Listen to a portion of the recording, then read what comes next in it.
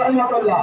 প্রিয় উপস্থিতি, মহান আগস্ট বিপ্লবের মহানায়ক জনাব তারেক রহমানের নেতৃত্বে 17টি বৎসর আন্দোলন করতে গিয়ে বিএনপিকে 1,40,000 মামলা বরণ করতে হয়েছে।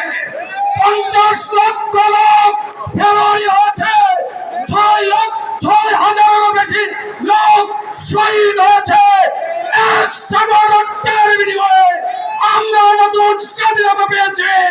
অর্থাৎ ইউনূস সাহেবকে বলবো, পাল্টে না করে অনতি বিলম্বে সুনির্দিষ্টভাবে নির্বাচনী রোডম্যাপ ঘোষণা করো। এই আহ্বান রেখে আমার বক্তব্য শেষ করছে। খোদা হাফেজ। বাংলাদেশ জিন্দাবাদ। শহীদ জিয়াউর রহমান, খালেদা জিয়া জিন্দাবাদ, তারেক রহমান জিন্দাবাদ। ধন্যবাদ জাকির ভাই। সংগ্রামী নেতৃবৃন্দ,